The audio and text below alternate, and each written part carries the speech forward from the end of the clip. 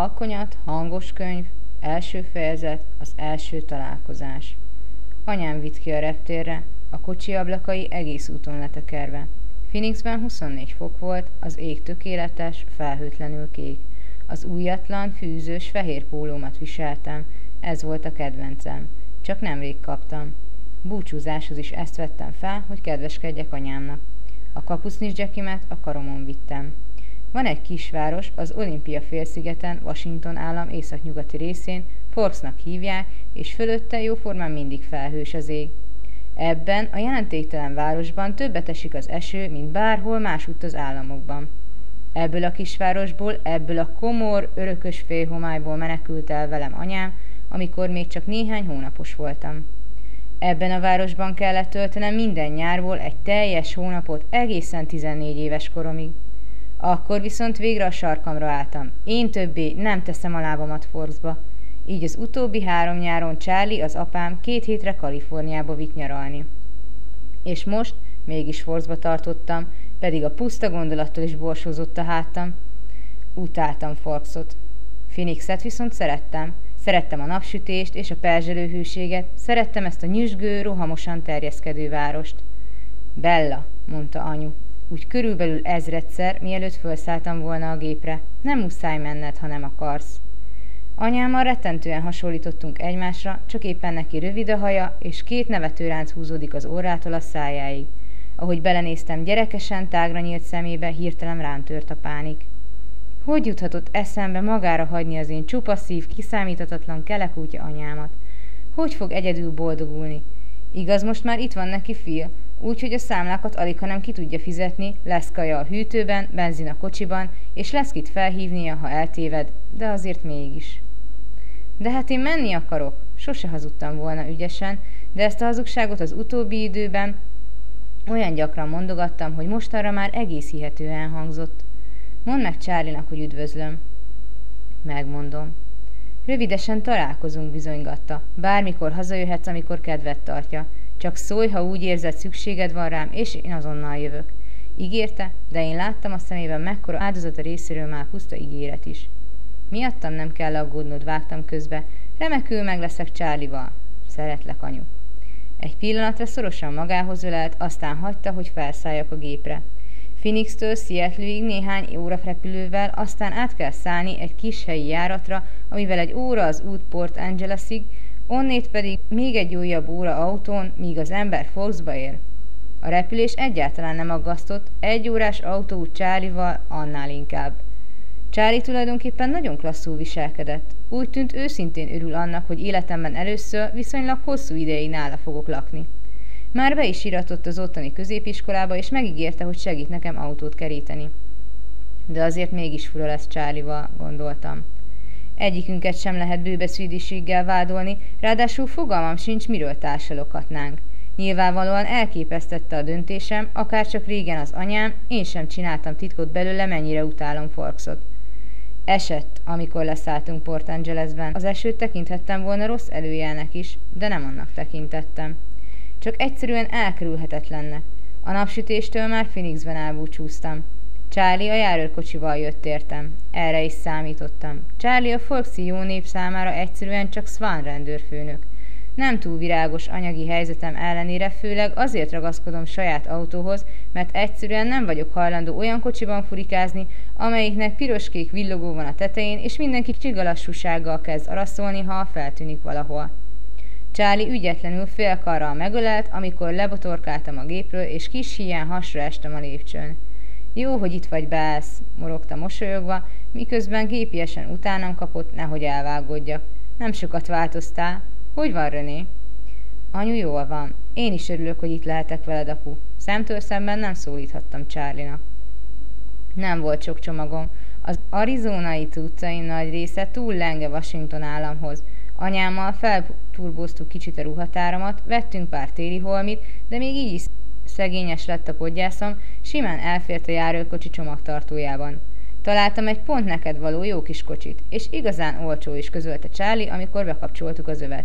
Milyen kocsit? Ez a pont neked való gyanakvóvá tett. Vajon miért nem úgy mondta, hogy találtam egy jó kis kocsit? Hát igazából egy furgon, egy Chevy. Na és hol szerezted? Emlékszel Billy Blackre, aki a La Page-ban lakik? La Page egy kis indián rezervátum a tengerparton. Nem. Nyaranta párszor együtt horgászott velünk, próbált segíteni Charlie a memóriának. Így már érthető, miért nem emlékszem. Mindig is jó voltam abban, hogy elsikáljam az agyamban a fájdalmas és fölösleges emlékeket. Most tolószékbe került, folytatta Charlie, amikor nem válaszoltam. Úgyhogy nem vezetett többé, és felajánlotta, hogy olcsón eladja nekem a furgonját. Hány éves ez a kocsi? Láttam Charlie arcán, hogy azt remélte, ezt a kérdést nem fogom feszegetni. Hát tudod, Billy rengeteget bütykölte, úgyhogy valójában mindössze pár éves. Szívből reméltem, nem tart olyan ütődöttnek, hogy beérje mennyivel. Mikor is vette?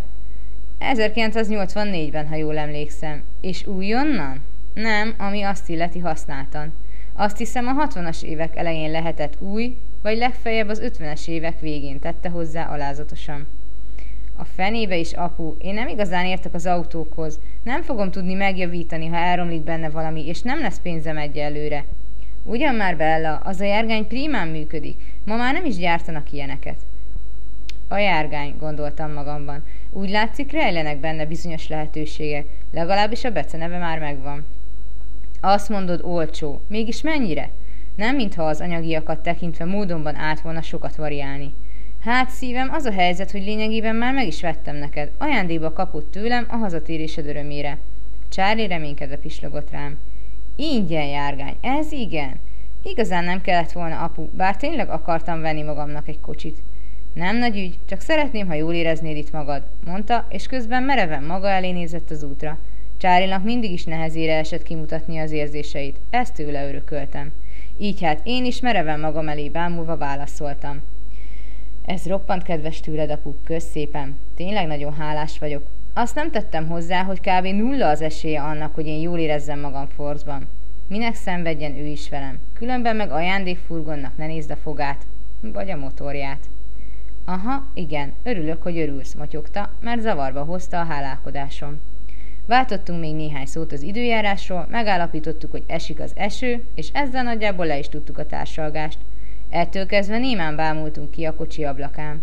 A táj persze gyönyörű volt, ezt hiába is tagadnám. Minden zöldben játszott, a fák, a törzsüket borító moha, a lombsátor, a páfránnyal benőtt talaj, még a levegő is zölden szűrődött át a falevelek között. Túlságosan zöld itt minden, mint valami idegen bolygón.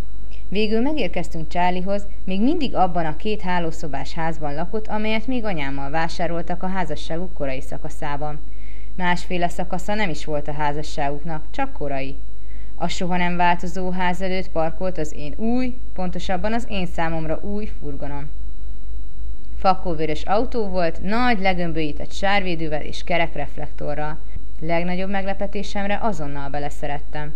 Arról persze fogalmam sem lehetett, hogyan működik majd, de el tudtam képzelni magamat benne. Ráadásul az az elpusztíthatatlan fajta tömör vasjárgány volt, amelyik simán egyetlen karcolás nélkül kerül ki a karambolból, miközben a másik kocsi darabokra esik. Jaj, apu, ez csodás, imádom, köszi! A holnapi napom talán mégsem lesz annyira borzalmas, mint hittem. Legalább megúsztam annak eldöntését, hogy vagy kutyagolok az esőben 2 mérföldet az iskoláig, vagy belenyugszom, hogy a rendőrfőnök szolgálati cirkálójával furikázzak. Örülök, hogy tetszik, rákogott Charlie, már megint zavarban. Elég volt egyszer fordulnom, hogy az összes homimat behordjam. Az előkeltre néző nyugati hálószobába cuccoltam, ez volt az én szobám, amióta megszülettem. A hajópadló, a világoskék falak, a csúcsos mennyezet, a megsárgult csipkefüggönyök az ablakon, mindez része volt a gyerekkoromnak. A berendezés mindössze annyit változott, hogy Charlie idővel egy rendes ágyra cserélte a rácsos babaágyat, és betette egy íróasztalt, amelyen most egy használtan vásárolt számítógép terpeszkedett. A modemből vezeték tekergett a legközelebbi telefoncsatlakozóhoz, anyám ötlete volt a gép, mondván, hogy így könnyebben tudjuk tartani a kapcsolatot, de a kisbabakoromból ismerős hintaszék még mindig ott állt a sarokban. Az emeleti egyetlen apró fürdőszobán meg kellett osztoznunk Charlie-val. Igyekeztem minél kevesebbet problémázni ezen. Charlie-ban többek között az a jó, hogy soha nem lábatlankodik feleslegesen az ember körül. Hagyta, hogy nyugodtan kicsomagoljak és berendezkedjek. Na ez az, amire anyám képtelen lett volna. Jó volt, hogy egyedül lehettem, nem kellett egyfolytában vigyorognom és elégedett képet vágnom, zavartalanul bambulhattam kifelé az ablakon a szakadó esőbe, és még 1-2 könycseppet is megengedhettem magamnak. Egy olyan igazi, kiadós síráshoz egyelőre nem volt hangulatom. Ezt lefekvés utára tartogattam, amikor majd a másnap reggel miatt is görcsölhetek. Legnagyobb rémületemre a Forxi középiskolának mindössze 357, most már 358 tanulója volt. Phoenixben csak az alsóbb osztályokba 700-an jártak, az itteniek mind együtt nőttek fel, sőt már a nagypapáik is az oviból ismerték egymást. Én leszek köztük az új lány a nagyvárosból, a látványosság, az ötlábú borjú. Talán ha úgy néznék ki, ahogy az ember egy phoenixi lányt elképzel, akkor a helyzetet még az előnyömre is fordíthatnám, csak hogy a külsőm alapján engem sehová nem lehet besorolni. Barnára sült, sportos és szőke lánynak kéne lennem, aki remekül röplabdázik, vagy legalább egy pompongörnek, hisz ezek a dolgok illenek olyas valakihez, aki élete javarészét a napsütötte völgyben töltötte. Ezzel szemben az én bőröm az örökös napsütés ellenére is elefántcsont fehérségű, és a kék szem, szőke haj sem stimmel. A szemem sötétbarna, a hajam gesztenye színű. Mindig is vékony voltam, de annak is lágy, szóval nem valami atlétikus. Ráadásul koordinációs problémáim vannak, a szemem és a kezem nem képes igazán összedolgozni, úgyhogy bármiféle sporttal próbálkoztam, mindig alaposan beégtem, és közveszélyesnek bizonyultam. Amikor elrakosgattam a ruháimat az öreg fenyőfa sublódba, fogtam a neszesszeremet és zuhanyozni vonultam a közös fürdőszobába. Miközben összekócolódott nyírkos hajamat átkeféltem, az arcomat nézegettem a tükörben. Lehet, hogy a világítást tette, de úgy láttam, már is sápatabb, egészségtelenebb színem van, mint Phoenixben. A bőröm akár szépnek is mondható. Nagyon tiszta és áttetszően sima, de színtelen. Fehér voltam, mint a fal. Miközben szembenéztem sápadt tükörképemmel, kénytelen voltam beismerni, hogy hazudtam magamnak. Nem igaz, hogy a külsőm miatt nem illek sehová. És ha nem találtam a helyem egy olyan iskolában, ahová 3000 gyerek járt, milyen esélyem van itt? Nem könnyen kötök kapcsolatot a kortársaimmal, igazság szerint egyáltalán senkivel sem. Anyámhoz például közelebb érzem magam, mint bárkihez ezen a planétán, és mégis vele se voltunk igazán soha ugyanazon a hullámhosszon. Néha már arra gondoltam, talán az én szemem nem is ugyanazokat a dolgokat látja, mint a többi emberé. Lehet, hogy az én agyam nem úgy működik, mint másoké? De mindegy is, mi az oka. Egyedül az a fontos, ami ebből következik, és a holnapi nap még csak a kezdet lesz. Éjszaka sírtam egy sort, aztán abba hagytam, mégsem tudtam elaludni. Az ember azt hinné, idővel hozzászokik, hogy örökösen hallja az eső és a szél sustorgását a háztetőn, de nem. A fejemre húztam a kifakult öreg takarót, és később még a párnát is. De csak éjfél után tudtam elaludni, amikor az eső elcsendesült. Reggel az ablakból csak sűrű ködöt láttam, rögvest a klausztrofóbia kerülgetett. Így soha nem lehet látni az eget, mintha egy ketrecbe lennék bezárva. Charlie-val csendesen megreggeliztünk, sok szerencsét kívánt az új iskolához. Megköszöntem, de arra gondoltam, hogy nem a megfelelő személyre pazarolja a szerencse kívánatait. Engem a szerencse általában nagy ívben elkerül. Charlie indult el először a rendőrösre, neki az jelentette a feleséget és a családot. Amikor becsukódott mögötte az ajtó, leültem az öreg, négyszögletű tölgyfaasztal mellé a 3 összenem illő szék egyikére, és körülnéztem a kis konyhában. Néztem a sötét falburkolatot, a kanáris sárga konyhaszekrényeket és a fehér linoleumpadlót. Semmi nem változott. A konyhaszekrényeket még anyám festette sárgára 18 évvel azelőtt, hogy egy kis napsütés csempészen a házba. A szomszédos zsebkendőnyi nappaliban a parányi kandalló fölött egy sor fénykép függött a falon. Az első anyu és Charlie esküvői képe volt Las Vegasból, aztán következtünk mi 3-an a kórházban, közvetlenül a születésem után, ezt a képet egy segítőkész ápolónő csinálta, aztán az én iskolai képeim hosszú sora egészen tavalyig. Eléggé lehangoló látvány volt, el is határoztam, hogy rábeszélem Charlie-t, rakja el őket valahová, amíg itt lakom. A házban minden arról tanúskodott, hogy Charlie máig sem tudta elfelejteni a mamámat, kényelmetlen érzés. Nem akartam túl korán beérni az iskolába, de a házban sem bírtam tovább. Fölvettem a jackimet, mint valami vegyvédelmi köpenyt, és kiléptem az esőbe. Az eső már csak szemerkélt, így kivételesen nem áztam bőrig, amíg kihaláztam a kulcsot állandó rejtek helyéről, az ajtó fölött húzódó ereszcsatornából, és bezártam az ajtót. Az új, vízhatlan csizmám idegesítően cuppogott, hiányzott a talpam alatt nyikorgó kavics megszokott hangja. Először arra gondoltam, egy darabig még áldogálok és gyönyörködöm a járgányomban, de aztán mégis sietősre fogtam, hogy mielőbb kikerüljek a körülöttem kavargó ködös nyirokból, amely még a kapucnim alá is beszivárgott. A kocsi belseje viszont kellemesen száraz volt. Billy vagy Charlie szemlátomást alaposan kitakarította, de azért a barna, kárpitozott ülésnek még mindig enyhe dohány, benzin és borsmenta szaga volt. A motor nagy megkönnyebbülésemre azonnal beindult, igaz jó hangosan, és a továbbiakban is teljes hangerővel dübörgött. De hát egy ilyen vén csotrogánynak lehet valami szépséghibája. Ráadásul az ősöreg rádió is működött, ez már igazán több, mint amit reméltem. Az iskolát könnyen megtaláltam, pedig még soha nem jártam ott. Mint minden más épület, ez is ott állt közvetlenül a főút mellett. Első ránézésre senki meg nem mondta volna róla, hogy iskola. Ha nincs ott a tábla, Forci középiskola felirattal, simán elmegyek mellette. Úgy festett, mint egy gesztenyevörös téglából épített lakópark. Szinte elveszett a rengeteg bokor meg fa között. Hol van itt, kérem, az állami intézmény jelleg, nosztalgiáztam. Hol maradnak a drótkerítések és a fémdetektorok? Leparkoltam az első épület előtt, amelynek bejárata fölött egy kis táblán ez állt tanulmányiroda. Az enyémen kívül egyetlen kocsit sem láttam, úgyhogy itt nyilván tilos a parkolás gondoltam, de azért úgy döntöttem, inkább bemegyek eligazításért, mint hogy itt körözzek az esőben, mint valami idióta. Kelletlenül szálltam ki a meleg vezetőfülkéből, és végigmentem a sötét sövényekkel szegélyezett, kikövezett ösvényen. Mély lélegzetet vettem, aztán benyitottam. Odabenn nagyon világos volt és melegebb, mint reméltem. A szűk kis iroda váró részében párnázott, összehajtható székek álltak a narancssárgával pöttyözött padlószőnyegen, a falak teliragazgatva hirdetésekkel és oklevelekkel. Egy nagy falióra hangosan ketyegett. Mindenütt különféle növények zöldeltek nagy műanyag cserepekben, mintha az iroda lakója keveselné az odakint burjánzó vegetációt. A helyiséget kettészhelő hosszú pulton töménytelen iratokkal teli élénk színű cetlikkel felcímkézett kosár sorakozott. A pult mögött 3 íróasztal, az egyiknél nagy darab, vörös hajú, szemüveges nő ült. Sötét lila pólót viselt, amitől én tüstént, túlöltözöttnek éreztem magam. A vörös hajú nő felnézett. Segíthetek valamiben? Isabella Swan vagyok, közöltem vele, és a nő szeme felvillant, nyilván tudta, hogy ki vagyok. Kétségkívül vártak már, és alaposan ki is tárgyaltak. A rendőrfőnök Csapodár ex-feleségének a lánya hazatér a szülővárosába. Ó, hát persze, mondta a nő. Turkálni kezdett az íróasztalán tornyosuló ingatag irathalom közt, míg csak meg nem találta, amit keresett. Tessék, itt az órarended, meg az iskola térképe. Azzal leterített néhány papírlapot elém a pultra, és mutogatni kezdett. Sorra vette az óráimat, berajzolta a térképre, milyen útvonalon közelíthetem meg a leggyorsabban az egyes osztálytermeket, és adott egy papírt, hogy írassam alá az összes tanárral, és hozzam vissza neki a nap végén. Rámosolygott, és akárcsak Charlie, ő is közölte, reméli, hogy jól érzem majd magam itt Forksban. Visszamosolyogtam, olyan meggyőzően, ahogy csak bírtam.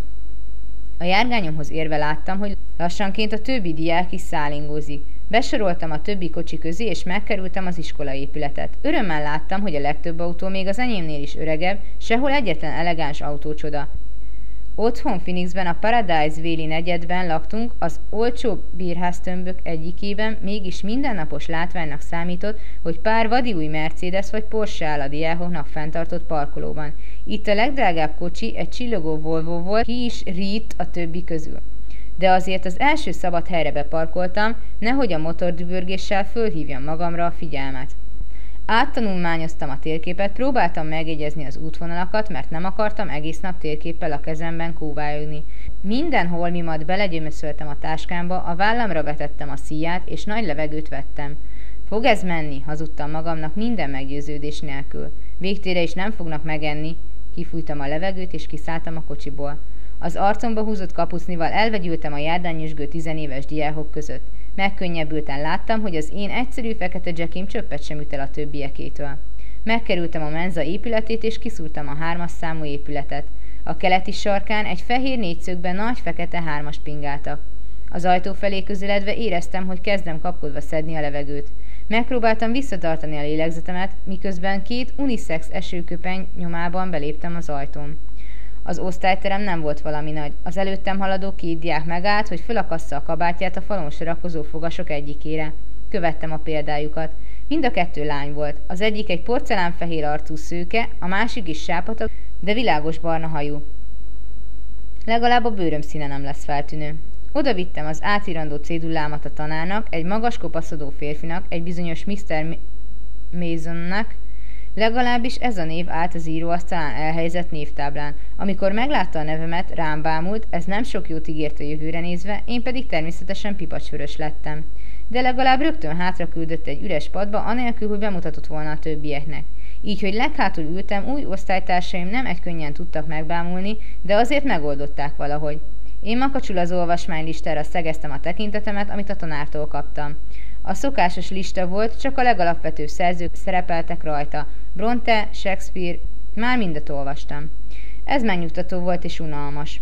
Azon töprengtem, vajon anyu hajlandó lesz-e elküldeni nekem a régi dolgozataimmal teli dossziét, vagy kijelenti, hogy ez csalás lenne. Gondolatban a legváltozatosabb érvekkel próbáltam meggyőzni anyámat, miközben a tanár vontatott orrhangján tovább magyarázott.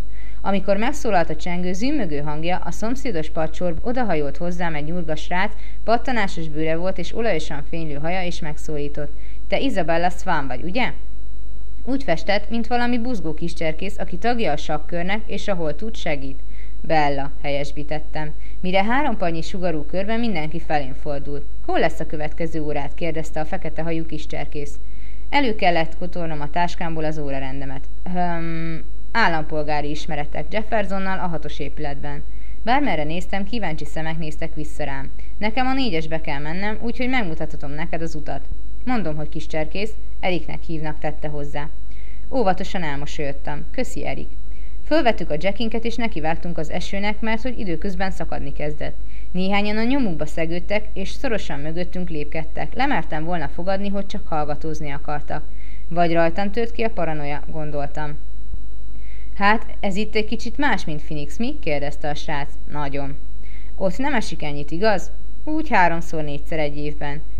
Tyűha, el sem tudom képzelni, az milyen lehet, morfondírozott. Száraz, világosítottam fel. Azzal együtt nem vagy valami nagyon lesülve. Anyám félig albino, közöltem. Aggodalmasan fürkészte az arcomat, és én felsóhajtottam. Úgy látszik, a túl sok eső kedvezőtlenül hat a humorérzékre. Még eltöltök itt pár hónapot, és én is tök süket leszek az iróniára. Megkerültük a menzát, és már ott is voltunk a déli épületszárnál a tornaterem mellett. Erik egészen az ajtóig kísért, bár a bejárat fölött világosan látható volt a nagy 6-os. Hát akkor sok szerencsét, mondta, amikor a kezemet a kilincsre tettem. Talán lesz más közös óránk is, tette hozzá reménykedve. Halványan rámosolyogtam és beléptem. A délelőtt további része nagyjából ugyanígy telt. Csak a matek órán parancsolt rám a tanár, Mr. Warner, akit már csak a tantárgya miatt is utáltam volna, hogy álljak ki az osztály elé és mutatkozzam be. Én persze dadogtam, elpirultam és elbotlottam a saját lábamban, miközben a helyemre mentem. A második után már minden órán találtam néhány ismerős arcot. Mindenütt akadt valaki, aki bátrabb volt a többieknél és bemutatkozott, majd megkérdezte, hogy tetszik Forks. Megpróbáltam diplomatikusan válaszolni, de többnyire folyékonyan hazudtam. De legalább egyszer sem volt szükségem a térképre. A matekon és a spanyolon ugyanaz a lány ült mellettem, és délben, amikor elindultam a menzára, csatlakozott hozzám. Apró termetű lány volt, még az én 165 centimhez képest is, de fékezhetetlenül göndörödő, sötét haja eltüntette a különbség jó részét. A nevére nem emlékeztem, úgyhogy csak mosolyogtam és bólogattam, miközben tanórákról és az órákról fecsegett. Meg sem próbáltam követni, miről beszél. Egy zsúfolt asztal egyik végében ültünk le a barátaim mellé, akiket mind be is mutatott nekem, bár én azonnal elfelejtettem a nevüket, amint kimondták. Úgy láttam, a barátainak roppantul imponál, hogy megmert szólítani. Erik, az a fiú, akit az angolóráról ismertem, odaintegetett nekem a terem másik végéből. Itt az ebédlőben, miközben 7 kíváncsi idegennel próbáltam társalogni, itt pillantottam meg őket először. A sarokban ültek, a lehető legmesszebb tőlem a hosszú helyiség túlsó végében. 5-en voltak. Beszélgettek, de enni nem ettek egy falatot sem, pedig mindegyikük előtt ott volt a tálca az érintetlen ennivalóval. Ők nem bámultak úgy meg, mint a többi diák, így nyugodtan szemügyre vehettem őket, nem kellett attól félnem, hogy a szemem egy másik feltűnően kíváncsi szempárba ütközik, de nem azért figyeltem fel rájuk. Voltaképpen egy csöppet sem hasonlítottak egymáshoz. A 3 fiú közül az egyik nagy darab volt, izmos, mint egy súlyemelő, a haja sötét és göndör. A másik magasabb és soványabb, de azért ő is izmos, a haja mészszőke. A harmadik vékonyabb és nyúlánkabb volt náluk, kócos haja bronzvörös. Fiatalabbnak tűnt, mint a másik 2, akikről nem gondoltam volna, hogy középiskolás diákok, inkább tűntek főiskolásoknak vagy éppen tanárnak. A 2 lány meg nem is különböztetett volna jobban. A magasabbik szoborszépségű volt, olyan csodálatos alakkal, amilyet a legújabb fürdőruha trendet bemutató sportmagazin címlapján lehet látni. Az e fajta szépségnek elég belépnie egy szobába ahhoz, hogy minden lánynak porba hulljon az önbizalma. Aranyszőke haja lágy hullámokban omlott le a háta közepéig. Az alacsonyabb lányban volt valami koboltszerű, rendkívül vékony volt, az arcvonásai finomak. Holló fekete haja rövidre nyílt tincsekben meredezett szanaszét. És mégis annyira hasonlítottak egymásra, mindegyikük arca krétafehér. Nem volt náluk sápadtabb diák ebben a naptalan városban. Sápadtabbak voltak, mint én, az albinó, és mindegyiküknek sötét szeme volt, hiába különbözött a hajuk színe. Szemük alatt sötét karikák, lilás, véraláfutás színű karikák. Mintha álmatlanságban szenvednének, vagy éppen felgyógyulóban lennének egy kiadós orrtörésből. Ám bár az orruk, akárcsak minden arcvonásuk egyenes volt, határozott vonalú és tökéletes. De nem azért nem bírtam levenni róluk a szememet, hanem azért, mert az arcuk egymástól annyira különböző és mégis annyira hasonló, elképesztően embertelenül gyönyörű volt. Sose hittem volna, hogy ilyen arcok léteznek a valóságban is, nem csak valami csillogó-villogó divatmagazin oldalain. Vagy talán az angyaloknak lehet ilyen arcuk valamelyik régi festőképein. Nehéz lett volna megmondani, melyikük a legszebb, talán a fantasztikus szőke lány, vagy a bronzvörös hajú fiú. Úgy láttam, mindnyájan maguk elé merednek, nem néztek sem egymásra, sem a többi diákra, sem semmi egyébre. Miközben néztem őket, az alacsony lány fölállt, fogta a tálcáját, rajta egy bontatlan dobozos üdítő és egy érintetlen alma, fürgén és kecsesen megindult, mint egy manöken a kifutón. Én meg csak néztem álmélkodva, amint ruganyos, táncos léptekkel a kisablakig sétál, belöki rajta a tálcát, aztán hihetetlen gyorsan kicsusszan a hátsó ajtón. Villámgyorsan visszafordultam a másik 4 felé, akik csak ültek ott tovább, mintha mi sem történt volna. Hát ezek meg kicsodák? Kérdezem a lánytól, akivel együtt jártunk Spanyolra, bár a nevére nem emlékeztem. Fölemelkedett, hogy lássa, kikről beszélek, bár szerintem a hangsúlyomból már kitalálta, amikor az egyik fiú, az, amelyik vékonyabb, kisfiúsabb és valószínűleg fiatalabb volt a másik kettőnél, hirtelen odanézett. A fiú egy másodperc töredékéig a szomszédomat nézte, aztán sötét szeme megrebbent, és a pillantása találkozott az enyémmel. Gyorsan elfordította a tekintetét. Gyorsabban, mint ahogy nekem sikerült, bár én zavaromban, azonnal lesütöttem a szememet. Abban a villanásnyi időben, amíg rajtunk időzött a tekintete, az arca teljesen közömbös volt, mintha a nevén szólította volna valaki, ő pedig önkéntelenül felkapja a fejét, pedig már előre eldöntötte, hogy nem felel a hívásra. A szomszédom kuncogni kezdett zavarában, és ő is az asztalra szegezte a pillantását, akárcsak én. Azok ott Edward és Emmet Cullen, meg Rosalie és Jasper Hale. Aki az előbb kiment, az Alice Cullen volt, mindannyian együtt laknak, dr. Cullennel és a feleségével, mondta suttogva. Újra a szépséges fiúra pillantottam, most a tálcáját fixírozta, miközben hosszú sápadt ujjaival darabokra tépkedett egy kiflit. A szája nagyon gyorsan mozgott, bár jóformán szét sem nyitotta tökéletes ajkait. A másik 3 még mindig a semmibe merett, én mégis biztos voltam benne, hogy a bronzhajú fiú hozzájuk beszél, csak nagyon halkan. Micsoda ódivatú neve van mindegyiknek, gondoltam. A nagyszüleink idejében voltak divatban, de talán itt még mindig divatosak, aféle kisvárosi nevek lennének. Végre eszembe jutott, hogy is hívják a mellettem ülő lányt Jessica-nak. Hát neki például teljesen hétköznapi neve van. Otthon is 2 Jessica volt az osztályunkban. Nagyon jól néznek ki, nyögtem ki nagy nehezen, tudván, hogy ez a leírás jócskán elmarad a valóságtól. Aha, helyeselt Jessica, és újra fölkuncogott. De mind egymással járnak. Már úgy értem, Emmet Rosalie-val és Jasper Alice-szel, és együtt is laknak. Jessica hangján érződött, mennyire felháborítja, és megbotránkoztatja prűd kisvárosi lelkét ez a helyzet. Bár őszintén szólva, ezzel még Phoenixben is jót csámcsogtak volna a pletykafészkek. Melyik a 2 Cullen? Kérdeztem. Nem tűnnek rokonoknak. Ó, mert nem is azok. Dr. Cullen igazából még nagyon fiatal, legfeljebb 30 éves, vagy talán még annyi sincs. Az összes gyereket adoptálták. A Hale lány meg a fiú tényleg testvérek, sőt ikrek, a 2 szőke, de őket is örökbe fogadták. Nem túl idősek az örökbefogadáshoz? Most már igen, Jasper és Rosalie 18 körül lehetnek, de Mrs. Cullen neveli őket 8 éves koruk óta. A nagynényük vagy valami ilyesmi. Hát ez igazán rendes tőlük, hogy így gondoskodnak egy csomó gyerekről, amikor még ők maguk is olyan fiatalok, meg minden. Hát gondolom igen, ismerte be Jessica kelletlenül. Az volt a benyomásom, hogy valami okból nem kedveli a doktort és a feleségét. A fogadott gyerekek felé vetett pillantásából ítélve ez az ok alig, hanem a féltékenység lehetett. Bár azt hiszem, Mrs. Cullennek nem lehet saját gyereket, tette hozzá, mintha ez sokat levonna az érdemeiből. Miközben Jessicával beszélgettem, a pillantásom önkéntelenül vissza-visszatért ahhoz az asztalhoz, ahol ez a furcsa család ült. Továbbra is a falat bámulták, és nem ettek egy falatot sem. Mindig Fordsban laktak? Kérdeztem. Alig hinném, gondoltam, különben biztosan feltűntek volna nekem valamelyik nyáron. Nem, felelte Jessica olyan hangsúllyal, mintha ezzel még a magamfajta Phoenixből szalajtott jöttmentnek is tisztában kéne lennie. 2 éve költöztek le ide valahonnét Alaszkából. Elöntött az együttérzés és a megkönnyebbülés. Sajnáltam Kalenéket, mert hiába olyan gyönyörűek, mégiscsak kívülállók, szemlátomás nem fogadták be őket. De meg is könnyebbültem, hogy nem én vagyok itt az egyetlen messziről jött ember, sőt a legérdekesebb sem semmilyen szempontból. Ahogy újra szemügyre vettem őket, az egyik Kalen, a legfiatalabb, fölnézett és tekintete találkozott az enyémmel. Az arca ezúttal leplezetlen kíváncsiságról árulkodott. Gyorsan elkaptam róla a szememet, de annyit még így is észrevettem, hogy mintha csalódást okoztam volna neki. A vöröses-barna hajú fiú az melyik a 3 közül?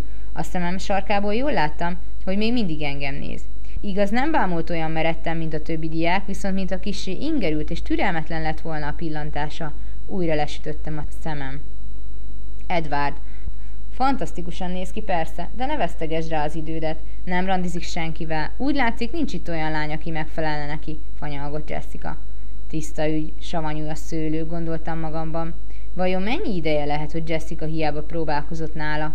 Az ajkamba haraptam, hogy elrejtsem a mosolyom. Aztán újra a bronzhajúra pillantottam. Most nem nézett felém, de abból a kevésből, amit láttam az arcából, úgy tűnt, mintha ő is mosolyogna. Néhány perccel később mind a 4-en felálltak az asztaltól. Feltűnően kecsesen mozogtak, még a nagy darab izmos srác is. Nyugtalanító látvány volt. Az Edward nevű srác nem nézett többé rám. Jóval tovább üldögéltem az ebédlőben Jessicával és a barátaival, mintha egyedül ebédeltem volna. Hirtelen észbe kaptam, ha nem sietek, el fogok késni a következő órámról, méghozzá mindjárt az első napom. Szerencsére az egyik új ismerősömnek tapintatosan emlékeztetett rá, hogy Angélának hívják, szintén biológia volt a következő órája. Némán igyekeztünk egymás mellett az osztályterem felé. Úgy látszott, ő is elég gátlásos. Amikor beléptünk a terembe, Angéla leült a helyére. Pontosan ilyen táblával ellátott asztalok voltak a laborban, a Phoenixi iskolámban is. Angélának már volt szomszédja, sőt, ami azt illeti, az összes asztalnál párban ültek már, kivéve egyetlen egyet. A középső padsorban megláttam Edward Callent, megismertem a furcsa, bronzvörös hajáról, ő mellette volt az egyetlen üres hely. Miközben végigmentem a 2 padsor között, hogy bemutatkozzam a tanárnak, és aláírassam vele a cédulámat, lopva Edward Callenre sandítottam. Amikor elmentem mellette, hirtelen megmerevedett ültében. Megint összeakadt a tekintetünk, és a lehető legfurcsább arckifejezéssel nézett rám, szinte sütött róla a düh. Gyorsan döbbenten elfordultam, éreztem, hogy megint elpirulok. Közben megbotlottam egy padlón heverő könyvben, és ha nem kapaszkodom meg, az egyik asztalban hasra vágódok. A padban ülő lány hangosan kuncogott. Így közelről megállapítottam, hogy a Cullen fiú szeme fekete, mint az éjszaka. Mr. Benner aláírta a cédulámat, a kezembe nyomott egy könyvet, és nem forszírozta a bemutatkozósdit. Láttam, jól kijövünk majd egymással. Persze nem volt más választása, oda küldött arra az egyetlen üres helyre ott a terem közepén. Oda mentem, és lesütött szemmel ültem Edward Cullen mellé. Megrémített, hogy olyan ellenségesen nézett rám. Kiraktam a könyvet magam elé, nem néztem föl, de a szemem sarkából láttam, hogy megváltozik a tartása. Elhúzódott tőlem, kicsúszott a pad legszélére, és elhajolt, mintha valami kellemetlen szagot érezne. Feltűnés nélkül megszagoltam a hajamat. Eper illata volt, a kedvenc samponomtól. Csak nem ezt találja kellemetlennek. Előre húztam a hajamat a jobb vállamra, mint egy függönyt alkotva kettőnk között, és megpróbáltam a tanárra figyelni. Sajnos a sejtanatómiát vettük éppen, amit már tanultam Phoenixben, de azért buzgón jegyzeteltem, addig se kellett felnéznem. Nem tudtam megállni, hogy időnként oda ne sandítsak a mellettem ülő különös alakra. Az egész biológia óra alatt egyetlen pillanatra sem lazított a tartásán, végig ugyanolyan feszesen ült a szék szélén, a lehető legmesszebbre húzódva tőlem. Láttam, hogy a bal térdén nyugvó kezét ökölbe szorítja olyan erővel, hogy az inak tisztán kirajzolódtak a sápadt bőre alatt. Egyetlen pillanatra sem engedett a merevsége. Fehér ingének hosszú ujját feltűrte a könyökéig, világos bőre alatt az alkarja meglepően kemény és izmos volt. Korán sem tűnt már olyan törékenynek, mint nagy darab bátyja mellett. Ez az óra mintha sokkal tovább tartott volna a többinél. hogy azért mert végre a végéhez közeledett a nap, vagy azért, mert egyfolytában arra vártam, mikor lazul már el a pattársam ökölbe szorított keze? Ő továbbra is mozdulatlanul ült, sőt, mintha nem is lélegezne. Vajon mi baja lehet? Vagy mindig így viselkedik? Talán igazságtalan voltam az ebédnél Jessicával, amikor azt hittem, hogy a csalódottság beszél belőle. Lehet, hogy nem is sértett hiúságból mondta, amit mondott? Edward Cullen dühe nem nekem szól, döntöttem el, hiszen nem is ismerjük egymást. Megint ránéztem, de rögtön meg is bántam. Megint abba a dühtől izzó pillantásba ütköztem, fekete szeme teli undorral és ellenszenvel. Összerezzentem, még messzebbre húzódtam tőle, és egészen odalapultam a székemhez, miközben átfutott az agyamon a mondás, ha a pillantásával ölni tudna. Abban a pillanatban kicsengettek. A hangos csengőszóra majd kiestem a padból, Edward Cullen pedig már ki is csusszant az asztal mögül. Könnyedén föláll, sokkal magasabb volt, mint hittem, hátat fordított nekem, és előbb kint volt az ajtón, mint hogy bárki más megmoccanhatott volna. Kővédermedve tátott szájjal bámultam utána. Hogy lehet ilyen undok? Ez nem igazság. Lassan összeszedegettem a holmimat, és közben megpróbáltam elfojtani a dühömet, mert attól féltem, elsírom magam. Úgy tűnik, valami rejtélyes okból az indulataim a könycsatornáimmal állnak összeköttetésben. Ha dühös vagyok, rendszerint sírva fakadok, ami elég megalázó. Te Isabella Swan vagy, ugye? Kérdezte egy hang. Fölnéztem, és egy csinos arcú, takarosan égnek meredő, tincsekbe zselézett hajú fiú mosolygott rám. Nolám, szerinte nincs kellemetlen szagom. Bella, javítottam ki mosolyogva. Engem Mike-nak hívnak. Szia, Mike. Segítsek megkeresni, hol lesz a következő órád? Az a helyzet, hogy tornaórám lesz. Azt hiszem, megtalálom a tornatermet. Nekem is tesóm lesz, közölte Mike, mint valami örömteli meglepetést, bár az aligha nevezhető fantasztikus véletlennek egy ilyen kicsi iskolában. Kettesben indultunk a tornaterembe. Mike nem volt éppenséggel szófukar, egész idő alatt be nem állt a szája, és ezzel megkönnyítette a helyzetemet. Ő Kaliforniában élt 10 éves koráig, közölte, szóval nagyon is el tudja képzelni, mennyire hiányozhat itt nekem a napsütés. Kiderült, hogy Angolra is együtt járunk. Ő volt a legkedvesebb az aznap szerzett új ismerőseim közül. De amikor beléptünk a tornaterembe, azt kérdezte, hát Edward Cullennel mit műveltél? Megszúrtad egy gombos tűvel, vagy mi? Még sose láttam ilyen morcosnak. Megborzongtam, szóval nem csak én vettem észre. És ezek szerint Edward Cullen máskor egyáltalán nem így viselkedik. Úgy döntöttem, adom a hülyét. Arra a fiúra gondolsz, aki mellettem ült biológián? Kérdeztem. Aha, felelte. Úgy festett, mint akinek fáj valamije, vagy ilyesmi. Fogalmam sincs, mi baja volt, vontam meg a vállam. Egy szót sem beszéltünk egymással. Fura egy srác. Mike továbbra is ott téblábolt, ahelyett, hogy elindult volna a fiú öltözőbe. Ha engem érne akkor a szerencse, hogy melletted ülhetek, egészen biztosan megszólítalak.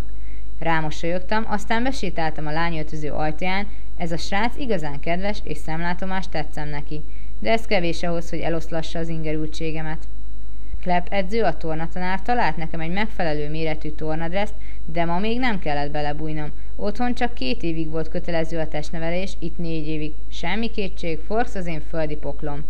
Odabent 4 röplabda meccs folyt párhuzamosan. Ahogy eszembe jutott, hány balesetet szenvedtem és okoztam már röplabdázás közben, hány inger fogott el. Végre kicsengette. Az irodához sétáltam, hogy leadjam a papírjaimat. Az eső már elállt, de a szél most erősebb és hidegebb volt, mint reggel. Keresztbe fontam a karom, hogy megmelengessem magam. Amikor beléptem a jó meleg irodába, kis híján sarkon fordultam. Edward Cullen ácsorgott az ügyintéző íróasztalánál. Már messziről feltűnt borzas, bronzszínű haja. Szerencsére nem vett tudomást az érkezésemről, így az iroda hátsó falához lapulva vártam, hogy sorra kerüljek. Edward Cullen halk, bársonyos hangon győzködte az íróasztal mögött ülő nőt. Elcsíptem a beszélgetésükből 1-2 szót, és mindjárt tudtam, miről vitatkoznak. Edward Cullen megpróbálta áttenni a biológia óráját valamikorra, máskorra, bármikorra. Egyszerűen nem bírtam elhinni, hogy mindez miattam történik. Valami más oka kell, hogy legyen, gondoltam, valami olyasmi, ami még azelőtt történt, hogy én beléptem volna a biológia terembe. Valami még korábban feldühíthette, azért vágott olyan képet. Lehetetlen, hogy ez a vadidegen minden előzmény nélkül ennyire utáljon. Az ajtó újra kinyílt, hideg szél roham tört be a szobába, megzörgette a papírokat az íróasztalon, és a hajamat az arcomba fújta. A belépő lány egyenesen az íróasztalhoz ment, bedobott egy cédulát a drótkosárba, és távozott. De láttam, hogy Edward Cullen háta megmerevedik, lassan megfordult, és átható gyűlölettől ízzó pillantással merett rám, Az arca hihetetlenül, képtelenül gyönyörű volt. Egy pillanatra valódi rettegés hullámzott végig a testemen, a karomon fölmeredtek a szőrszálak. Edward Cullen szeme mindössze egyetlen futó pillanatig időzött rajtam, de jobban reszkedtem tőle, mint a jeges széltől. Aztán visszafordult az ügyintézőhöz. Hagyjuk, felejtse el, mondta sietősen, bársonyos hangján. Belátom, hogy lehetetlen, nagyon köszönöm, hogy segíteni próbált. Azzal ügyet sem vetve rám sarkon fordult, és már ott sem volt. S után odaballagtam az íróasztalhoz, ezúttal nem lángvörös, hanem falfehér arccal, és odaadtam az aláírt papíromat. Hogy telt az első nap, kedvesem? Anyáskodott az ügyintéző. Remekül, hazudtam elhalóan. A nő nem úgy festett, mintha elhitte volna. Mire visszaértem a kocsimhoz, jóformán kiürült a parkoló. Az autóban biztonságban éreztem magam, még mindig ez volt a legotthonosabb hely számomra ebben a nedves és zöld porfészekben. Egy darabig csak ültem, és üveges szemmel bámultam ki a szélvédőn. De rövidesen fázni kezdtem, és kénytelen voltam bekapcsolni a fűtést. Elfordítottam a sluszkulcsot, és a motor bömbölve életre kelt. Charlie háza felé menet egész úton a könnyeimmel küszködtem.